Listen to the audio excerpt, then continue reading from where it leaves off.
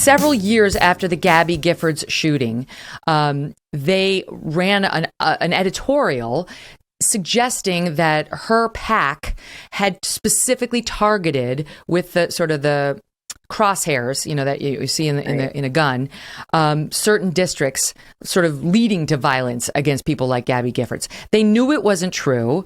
They did take it down within 24 hours after she complained. I mean, it really made her look like she was some sort of a crazed murderer trying to get Congress people like Gabby Giffords murdered. It was 6 years after the fact, and it was the guy James Bennet, who wound up getting fired for running the Tom Cotton editorial at the Times. He did it 6 years. He knew it wasn't true because they had made it a deal at the time, and she complained, saying, this is bullshit. This isn't right. So 6 years later, he makes the same mistake that had already been corrected previously, not at his organization. And he takes it down within 24 hours. I'm of two minds on it, right? Because that's like, I'm mad on her behalf, but I also think freedom of the press is really important, and the actual malice standard is extremely hard to meet for a reason, right? For a reason, because they don't want willy-nilly defamation suits being filed. Right. So where do you stand on that's it. The analysis starts there. Obviously, we start with freedom of press, big fan of that, and there's a specific standard under Sullivan where you have to prove actual malice. That's going to be a challenge for her. So now it's fact sensitive. It's not so because Megyn Kelly says it's so. It's so because the facts show that they knew it to be false at the time. Did they? Did they knowingly put this out there, knowing it to be false? Maybe they did. The fact that they took it down right away doesn't necessarily prove that. So the question is, did they know at the time that it was false, or were they reckless and disregarded the truth? If that's the case, then yeah, they should pay out. The question is really, what's her damages?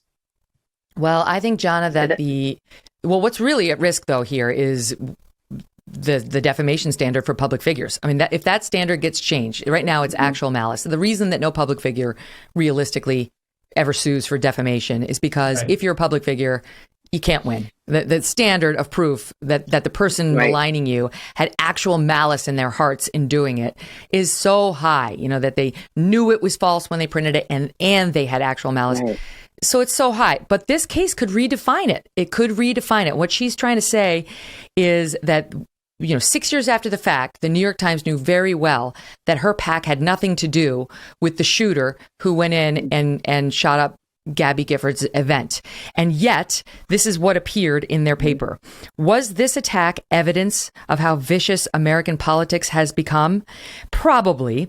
In 2011, when the shooter opened fire in a supermarket parking lot, grievously wounding Representative Gabby Giffords and killing 6 people, including a young girl, the link to political incitement was clear.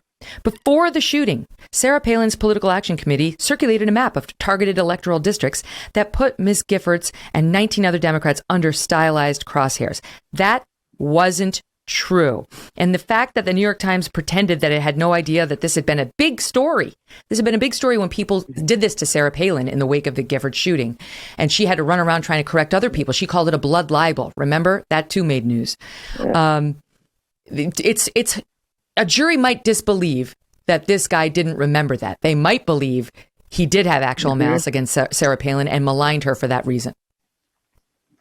I think it's important for Sarah Palin to bring this suit for a whole other reason. I agree that she's probably not suffered damages, though sometimes if you can prove the defamation, you don't really need actual damages. You can get money anyway, punitive, for example. But it's important, Megyn, because we are coming off a period, and it pretty much began, or at least was exacerbated with Trump, where the media is under fire when they do something that is untoward. And this is going to have more of a political fallout than anything, because if she's successful in this lawsuit, or even bringing the lawsuit anyway, it shows that the media can be biased, which, if they want to be, that's fine. It shows that they do things perhaps to color politics, to color upcoming elections, to color these sort of things.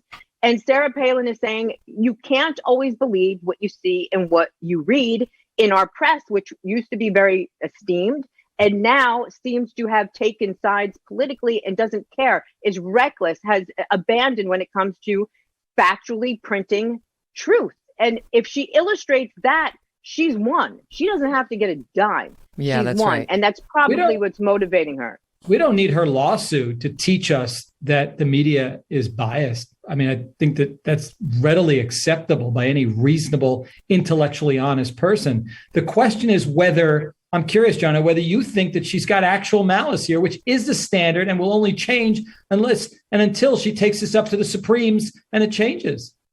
You know, she might. I mean, they're basically calling her a crazed lunatic who wanted somebody dead by making up these facts that weren't true. What if they had said, Jonna, the other thing on your side is this guy, James Bennet, worked for The Atlantic at the time they originally printed this lie about her. Because again, the New York Times piece was 6 years after the Gabby Gifford shooting.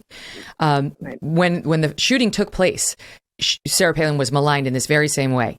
I remember I was on the air. It was a very big deal. She was very angry because her map had absolutely nothing to do with the Gabby Gifford shooting. That's a fact. So just so the audience understands that. People just hated Sarah Palin. They wanted to use her little crosshairs map. And it meant, like, these are the ones we want to target in terms of getting them out of office. They tried to use it against her in a false way. He worked for The Atlantic at the time, and The Atlantic ran the piece. The Atlantic was one of the ones, if not the one, that got this lie started. And he's claiming, apparently, oh, I don't remember that. I didn't see any of that. But now we know it was James Bennet, they learned in Discovery, who specifically inserted that paragraph I just read to you into the New York Times editorial. A woman wrote it. Somebody else on the Times editorial board wrote it. And he took it and said, oh, wait, I want to insert this one special paragraph. So her position is going to be, he couldn't stand me. He knew very well from his time at The Atlantic, because this was a big deal. I was at Fox and I knew. You're telling me he's at the paper that did it and he doesn't know that? I don't know. I think she's got a shot. I think that's I do fair. too.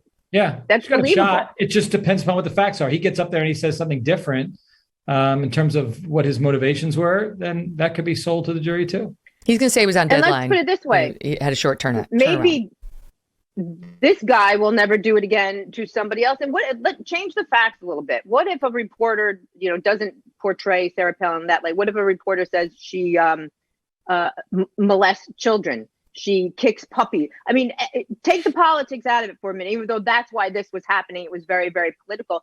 Celebrities and people who are public figures should have the right to stop this kind of malignment. They should have the right to do that because it does hurt reputations. Maybe, politically, we're all always going to have a side, whatever, that's fine. But if it's something that's even more personal than politics, then you're damn right public figures should have a right to put a stop to it. And this is maybe one step in the right direction there.